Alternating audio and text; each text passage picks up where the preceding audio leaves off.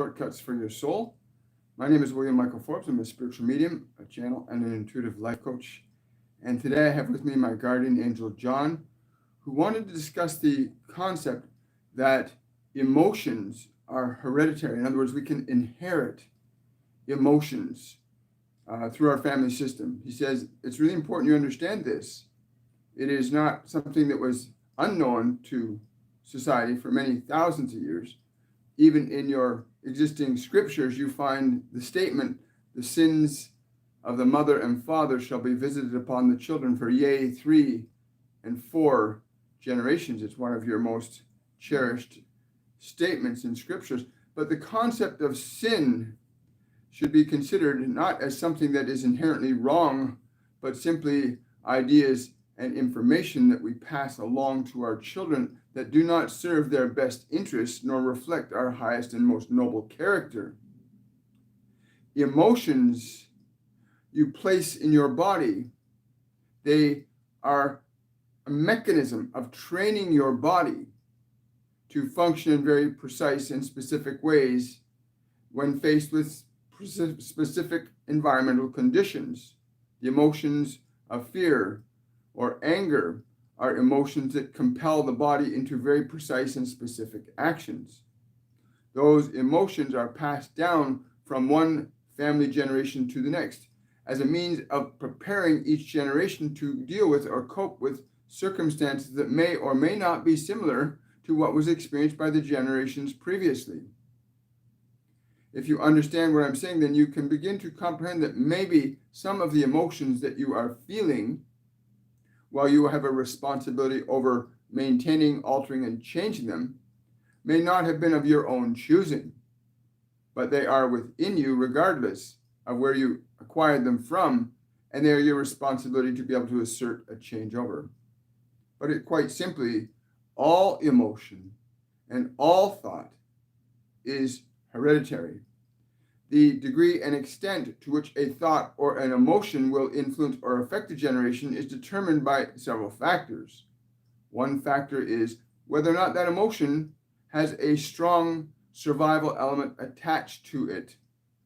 In other words, if you experienced something as a young child where a dog attacked you and you had a fear of dogs for the rest of your life, then that emotional potential gets passed on to your children or your children's children, and can incline them to also likewise fear these animals.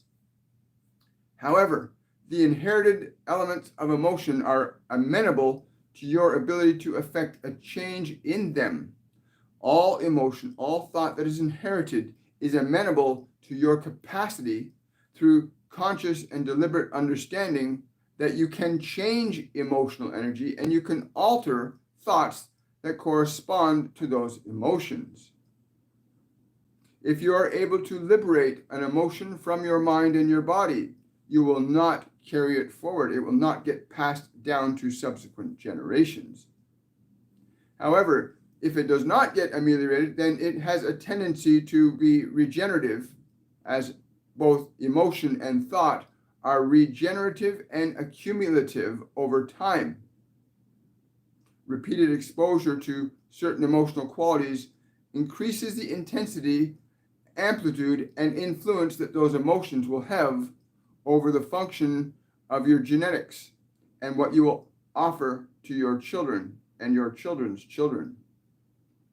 To understand that emotion, anywhere in the state of its existence, no matter how intense or how weak an emotion is, both are amenable to change. Emotions of anger, fear, and rage can be diminished in amplitude and strength when the individual has a full awareness that they can alter and change them and a methodology by which they can do so. Many of you have elected to use artificial substances to try and stimulate the chemistry changes in your body in order for you to combat emotions that you think you have no authority or power over.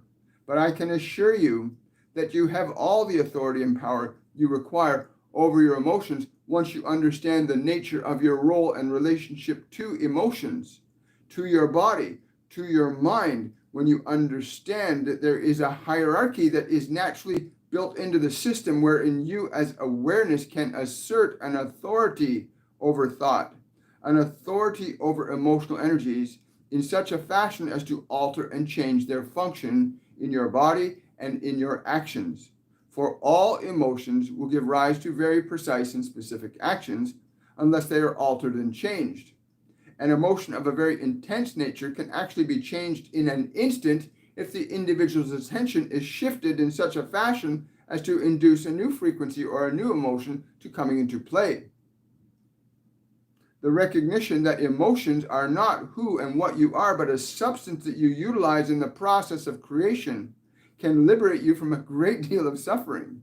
If you understand that emotions are not who you are, they're a substance, an energy that you utilize for manifesting conditions in your physical body and your environment, and your ability to deliberately and intentionally change emotions should be given the foremost attention on your behalf, that you can indeed assert an authority over emotions in a loving and compassionate way so as to change them from one state to another, lest you hold on to those emotions, store them in your body to be passed down to your children and your children's children.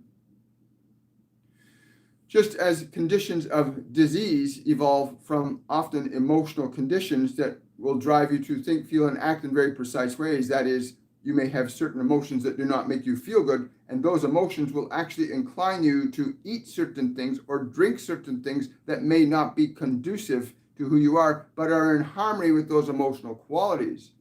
Emotions of love, joy, peace, compassion, and playfulness, emotions such as these, often drive an individual to do things that are beneficial not only for themselves, but for the world around them. Whereas emotions such as anger, fear, guilt, and shame often drive an individual to do things that are detrimental to their well-being and the world around them. Without the awareness that emotions are a substance of energy that you can learn to utilize constructively in your life, you are bound to feel like you're a victim of these emotions. But all emotions get stored within your body, and until you go into the store and remove what you do not like in there, they will continue to bear an effect in the conditions of your life here in this time space and in subsequent time spaces through your generational manifestations. Emotions are energy. If you understand that sometimes this energy can be very intense, whether it is intense positively or negatively, if it is the intense bliss of love or the intense pain of anger or the violence that comes with it, both are still just energy that you have at your disposal to utilize constructively or destructively. Even the energy of anger can be converted into a constructive expression if you understand your role, your authority over these things. Your emotions, your thoughts, and your body are instruments that you are here to learn to utilize in the process of manifesting the expression of your creative consciousness in this condition of time and space. It is up to you to manage, alter, and change and gain the skill to do so, emotions, to be able to cultivate the awareness and understanding that you do indeed have authority over all emotional spectrums within your physical body, within the consciousness of your mind. You have the ability to cultivate this awareness. You are the awareness. The moment you are aware of a thought, the moment you are aware of an emotion, you can change the chain of causation that those things would affect by a mere act of your conscious and deliberate will in relationship to these emotions and thoughts in such a fashion as to not attack the very thing you seek to transform, but to lovingly alter and change these energies within your biology, within your mind, within your environment. For the emotions that you hold in your body are those emotions that you see pictured around you in the experiences that you acquire while living in that form that you find yourself hearing these words through. Please understand that you are generating an electrical energy out through your body in the form of actions, thoughts, and emotions. It is all electrical manifestation, electromagnetic, if you like. And you are the authority that can determine and ascertain what emotional qualities, what thought forms will you use to generate these emotional qualities, and how you can alter and change them as an act of your will. When you understand that emotion is the fifth state of energy and that it organizes all matter below it, then the importance of emotion takes on a whole new light. Emotion is the substance that drives the movement of all physical activities, both human and celestial. All energy organizes matter. Emotion is that energy that organizes matter. If you understand this, you can begin to utilize consciously your awareness as a tool for beginning to alter, change these conditions of thought and emotion to alter and change the conditions that you experience as your material world. But even the events of the heavens above, the stars that shine, follow the dictates of a movement of energy in the form of emotion. These different forms of emotion may vary in degrees and intensity and in manifestation and in how they interact and instill physical actions to occur, that is, to cause effects in the conditions of time and space, but all emotion is organizing all conditions of matter. From what you call plasma to solids to liquids to gases, even on the electronic scale, on the scale of subatomic particles, the process of emotion is organizing particles of energy to form into greater expressions of themselves. The longer an emotion is sustained, the more organizational energy it has over time, space, and matter. An emotion that is sustained for a short time and liberated will often, the influence can diminish over time very quickly. If an emotion is sustained and maintained over a greater period of time, then the influences and effects in time, space, and matter are more pronounced. One who holds on to anger for a significant period of time is bound to have what you would call an explosion of consciousness, not because they would choose to be that, but they do not know how to make the distinction between themselves and the emotional qualities in which they find themselves swimmingly lost. Emotion is the energy substance that you use in the process of creation. There is not one human function that is not included to emotion. Every human action has an emotion attached to it.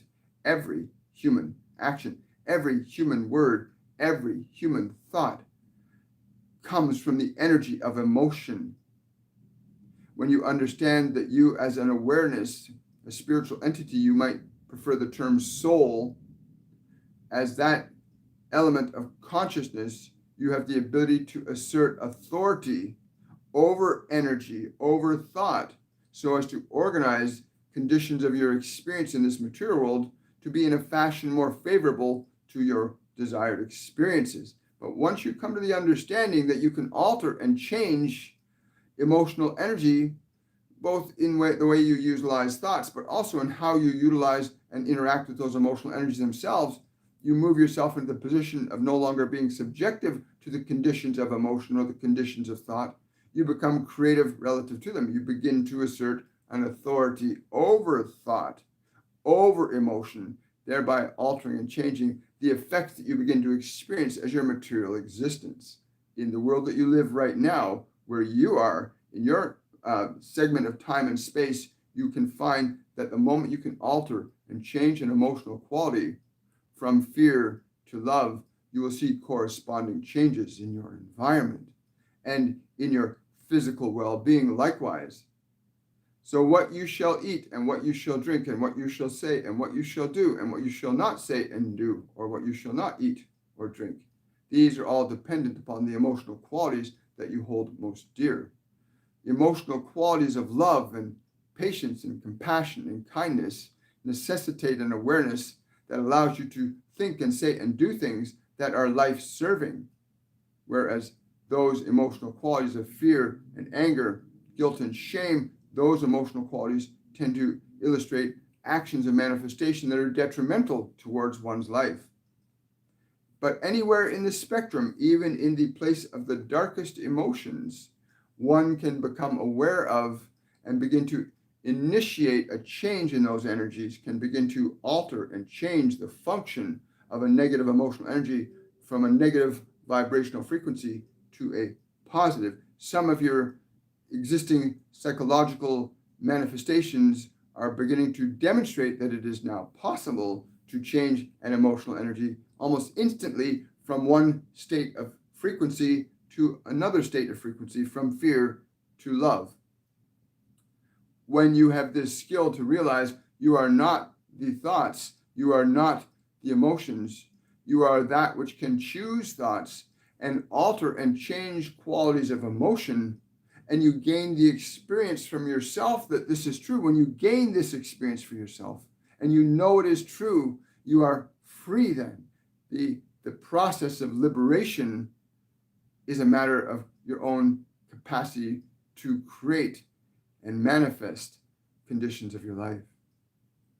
But know this, what you shall hold in your house, you shall bequeath to those that come after you, shall give to them what you hold in your house. Make certain that you clean the temple, clean the thoughts, clear the emotions, align them to vibrational states that are more pleasing to you. Do not let fear and anger be the dominant energies that you would choose to hold to. But know this, that if you are faced with great fear or great sorrow, that these emotional qualities are not the nature of who you are, but reflect merely your perception of conditions that you are experiencing.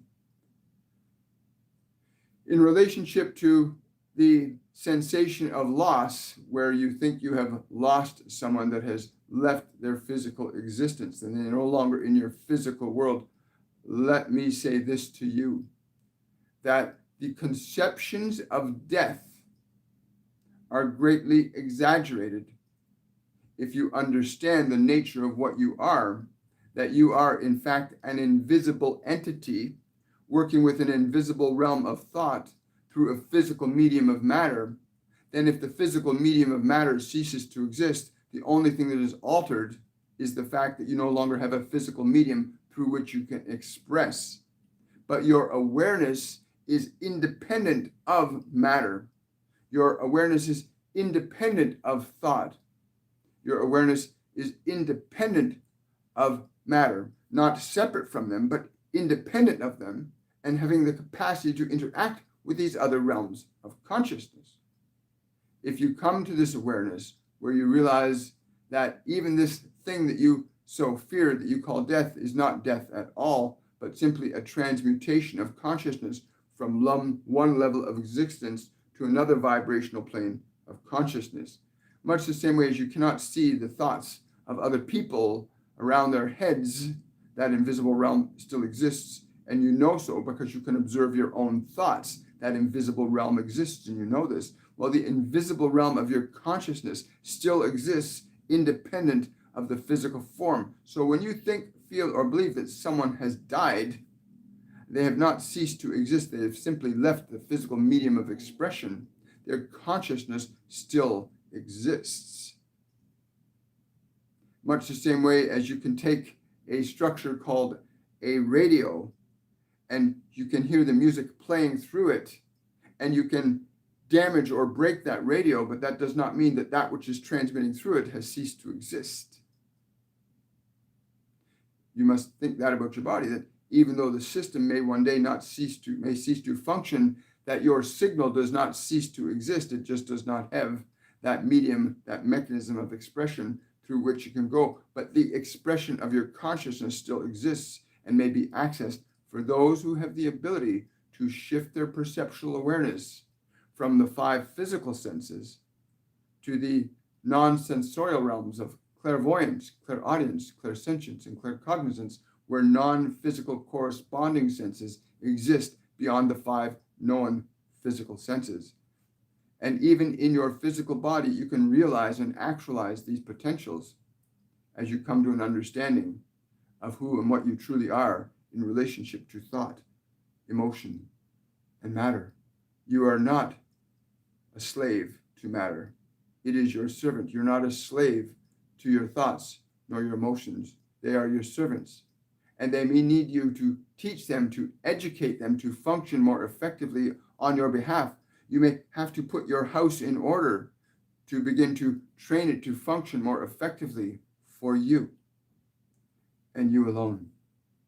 How you will alter and change your emotional energy will determine the gift that you will have to offer the generations that follow you. And if you understand the nature of what has been said here today, then it becomes very important to understand that the vibrational energies of love are far more effective at extending and prolonging the expression of life, as opposed to the energies of fear and anger, which tend to diminish and restrict the expressions of life. But know this, in all cases, you will find the freedom that you seek if you understand how to find it. Your thoughts are servants to your awareness. Your emotions are servants to your thoughts. Understand that you have an authority as what you are, as a soul, to alter and change thoughts and emotions as an act of your deliberate will.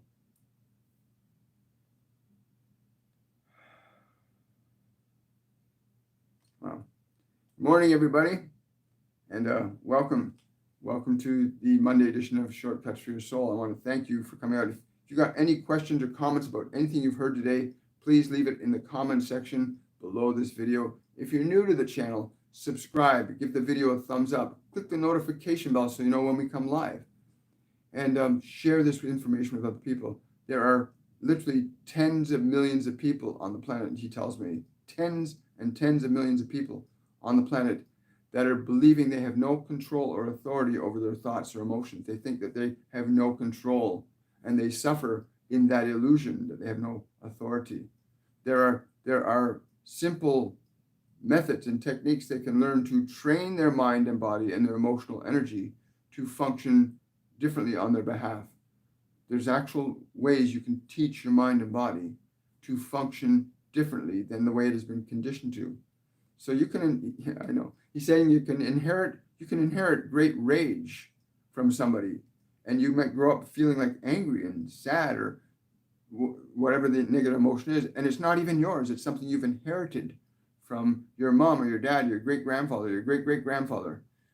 Emotions get handed down from generation to generation. And once you understand that some of the emotions you're dealing with, while they may not be yours, you still have an ability to alter and change that energy. You can shift an emotional energy from one state of function to a new vibrational state. You can take fear and convert it to love. You can take anger and turn it to peace. You can take sorrow and convert it to joy. You can change energy from one state to another. Emotion is energy. Yes, it's so important to understand that, and that you can pass that energy on to other people. And we do it all the time. You're saying what you are saying, what you're thinking, what you're feeling. You share that with other people. So know that you are not a victim of your emotions or your thoughts. You are the consciousness that can learn the necessary skills to effect deliberate and intentional change over your mind and your body. And yes, some of those emotions can be really, really, really, really intense. I know, because I've used to experience those. And once you understand that the emotions aren't you, they're an aspect of your being that needs to be altered energetically and changed by how you interact with it or how you don't interact with it, you can change those emotional qualities. You did not come here to suffer. You weren't born to suffer. You weren't born to live in fear. You weren't born angry. You were born in love, in life. Anyway, thank you, John. I want to say thank you for that so much. Well, hello from South Africa. Welcome. Hello, Heather. Hello, Marigold. Hello, Adam. What accounts, he wants to ask Metatron, what accounts for the different appearances of angels in each hierarchical division? He's saying it's the vibrational frequency. When you change a vibrator like this, yes, he's saying that the sound, like this, the scale of notes, do, re, mi, fa, sol, la, ti, do, those notes, that scale of notes, the angelic hierarchy works like that. They're at a different scale or frequency of energy. So the way in which they will present to one observing them will be different. So Archangel Michael often presents himself to me as a golden energy. Sometimes he presents himself as light. Master Jesus presents himself as this pillar of heat and white light through me. Each ascended master, each angelic being, in fact, every living sentient being, even in this physical dimension, has a different frequency. And it's the frequency that determines the appearance and the structure of energy that you perceive them in. Great question, Adam. Thank you so much. I like that answer, John. Thank you. Heather's asking, what about the physical empaths? Do you have a word from the divine? Because it's so overwhelming at times. I do not ask for this pain. This is a great, great question.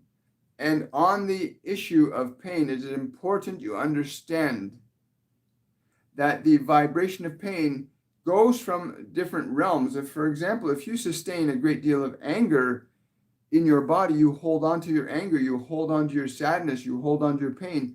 These pains will become functional physically. They will cause effects in your body. Emotions cause effects in your body. And so some people in deep pain emotionally will eventually become in deep pain physically. But at anywhere in the process, you can alter and change or elevate the energy from the physical level of dysfunction back to the non-physical realm of energy, and then transform the energy back into a higher frequency of love. A simple process for you to consider is you feel that pain in your body. You feel that emotion in you that is uncomfortable, and you communicate a simple mantra to that emotion or that pain. You say to it, I'm with you. I love you. I will never abandon you. You communicate thusly to that pain, to that emotion, and we can assure you that there will be a change. Even if it is but slight, you will feel a change in the energy of what you are experiencing. And if you apply that process again and again and again, you will discover a liberation, a transformation that begins to happen physically as well as emotionally. Very few of you understand that your emotions are something that you can interact with, and through your interaction with them, you can affect a change on them. Many of you think that you are just bound to be a burden of those emotions, having to carry them upon your shoulders, but it's the other way around. You are the director of those emotions. And if you turn to even the most painful emotion inside and you communicate that emotion, I am with you, I love you, I will not abandon you, you communicate that energy to the emotion, you give it an energy to change with. And this is true on the physical realm as it is on the emotional or energy realm. Wonderful question, Heather. Thank you so much. Question from Betsy. I care for a boy who I believe is connected with the spirit realm. How do I best help and guide him? Great question, Betsy. And this is with these ascension energies coming on the planet right now. There are energies coming on the planet that give our collective consciousness and our individual consciousness the opportunity to elevate up. And a lot of the children coming in today are coming into these higher frequencies, that their senses, we're all born with these senses. We're born with 5 physical senses. We're also born with non-physical senses that correspond to the physical ones. Clairvoyance, which is clear seeing, clear audience, which is clear hearing, clear cognizance, which is clear knowing, and clairsentience, which is clear feeling. Women call it intuition. But these non-physical senses are fully intact when everybody's physically born. What often happens is we get distracted by the environment, and our 5 physical senses capture our whole reality. And suddenly these internal senses that we naturally have often get ignored. But a lot of children coming in have those senses fully intact. They can see energy. They can hear energy. They can smell energy. They can feel it. They can know things that you can't see. And with those ones, they need to be allowed to honor and respect those elements of perception. And again, it is a similar development to your physical senses, where you have been distracted to see what things look like, to hear what things sound like, to to feel what things feel like, to know what things are. You are guided by the 5 physical senses to do that. But the internal senses are the same. You can close your eyes and tune into different realms of consciousness, and you can see the great masters, your guides, your angels, the many multidimensional beings that are here at higher frequencies to work with you, as there are many beings at lower frequencies. But these children need to be taught to explore, to be fearless, to interact, to know that you can guide them safely through this, that teach them love, teach them compassion, teach them kindness, align them to vibrational energies that keep them aligned to higher vibrational beings. We've heard of many children that get caught up and they perceive these scary things that scare them. And we find that some of these children are living in environments where their environment is filled with emotions of fear and uncertainty. And so those energies get attracted, those energies get perceived. So please understand that you have the capacity to instruct these little ones on how to enjoy from an energy of love, to explore what they can see around the corner, what they can read in the book without their eyes, what they can feel in a land far away. You may even take them on what you call astral journeys, where you have them move to a different place in the planet and experience that place from the perspective of consciousness. There are many, many methods, and there are many schools upon this planet that are beginning to teach these to these dear little ones that are awakening in these higher frequencies. Wonderful. Thank you for that. Thank you for that question. Really appreciate it, Betsy. Wonderful. Thank you so much. Question from Rue Lorca. I am trying to get into a new line of work. Can I have a message to what block I'm holding that is blocking this shift? Thank you. Great question. And this is your guardian angel. They've been trying to get you to be excited. The words they're using. Yes. This being, yeah, Larna. Anyway, they're saying get excited. They're trying to get you really excited about what you want to do. Just be in excitement. Be in excitement about the new thing. You will be. They're saying you'll be very surprised. But get really excited, even if you don't know what it is or how to make the transition. Get excited. Yes. They're telling me to tell you, stay really excited and happy. That's going to bring you into alignment with it. It's going to be like literally snap you into it, into resonance. They're saying snap. You'll be drawn right into it with that energy. Wow, that's great. Great question. Thank you. So a question from Sophia. My father is feeling discomfort in his stomach. What will help him heal? Okay, I don't know who this is, but this is an Oriental energy that they're saying to me to tell him to place his hands to his stomach, to rotate his hands around his stomach, like place them over the stomach and to rotate them over the stomach and move into a vibrational feeling of love and gratitude. To keep the hands, they're saying rotate the hands one above the other over the stomach area where the element is, to rotate the hands over there and to communicate a feeling of love to the part of the stomach that is in pain. That's what this being is telling me to tell him. So please have him do that. Have him just do that and communicate his love to that. If he's unwilling to do this, I don't know why, but they're saying if he's unwilling to do this, then you may do this for him. You may do this for him. Wow, thank you, Sophia. Okay, question from Adam. But aside from vibrational frequency, is it also related to their objective functions? For example, please explain why does an ophanium has a mechanical structure of many wheels and eyes? I'm not familiar with that species. If I tune into that, because you're talking about consciousness and biological electronic hybrids, which humans are, by the way. Humans are hybrids of electrical energy, physical energy, and consciousness, right? Every human is a hybrid. Yeah, so I can't answer that. If I tune in them, I'm not getting anything from them.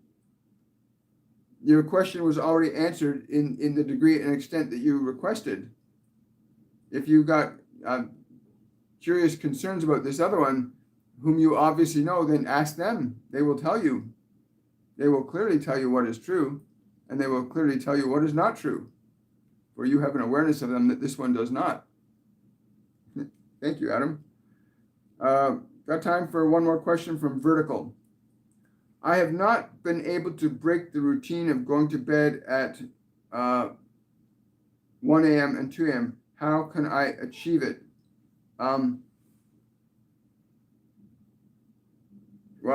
Sandalphon is saying it's really important that you need to begin to bring light to your bed at the time you desire to retire, at the time you believe you desire to retire.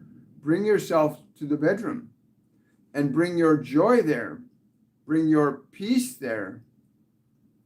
Lean back and sit in that. Do not lay down to go to sleep, but sit in that love. Sit in that joy. Sit in that peace. Be in that. Bring that energy into that space. Bring that energy into that space. For who would not rest in peace?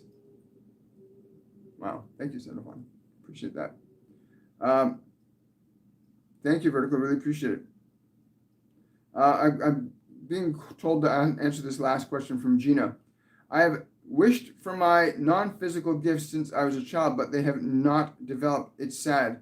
I've also been told I am lazy and ungrateful. I'm not seeing the question here. It's not coming up completely. Let's see. There we go. I'm not sure what the question is, Gina, but every single soul that's come into this planet came in intact with all of those gifts. Everything that was necessary for you to fulfill your purpose is within you right now. And if you are able to shift your awareness to gratitude, then what would others say that could assail thee? What could others say that could assail thee? Nothing. If you are in your gratitude, then it does not matter what others think or do not think about these things. Thank you, Gina. If you want to know more about developing your gifts, I highly recommend you take a look at go to my website, williammichaelforbes.com, and check out our master classes on spiritual mediumship. You will learn to open some of those faculties: clairvoyance, clairaudience, clairsentience, claircognizance. Everyone has them. They're in us. We were born with them. It's just that the world distracted us with the physical senses exclusively, that those other internal gifts never got developed, but they're still there. You are clairvoyant, you are clairaudient, you are clairsentient, you are claircognizant, but there's skills, they're senses that have to be developed, just like your sight, your smell, your taste, your touch, your thinking had to be developed. So too, they have to be developed. And we have a system for opening those up and helping you get familiar with them and reactivating them. You go to my website, williammichaelforbes.com, and check out our courses that we have for the rest of the year that are going on. And I want to thank everybody for coming out today. Thank you for your questions, your concerns, and if you're new to the channel, remember to give this video a thumbs up, subscribe to the channel, and click the notification bell.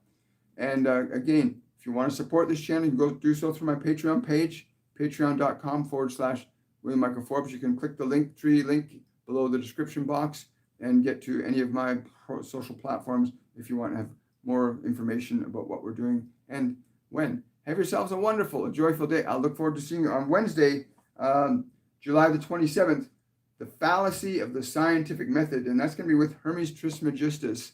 I'm excited because when I asked him about that, he said, it's not that the scientific method in and of itself is wrong. It's just that it only includes the external world, what is observable to the senses. So I'm excited to see what he's going to go into about that. Have yourselves a wonderful, joyful day, and I'll see you all on Wednesday. Bye for now.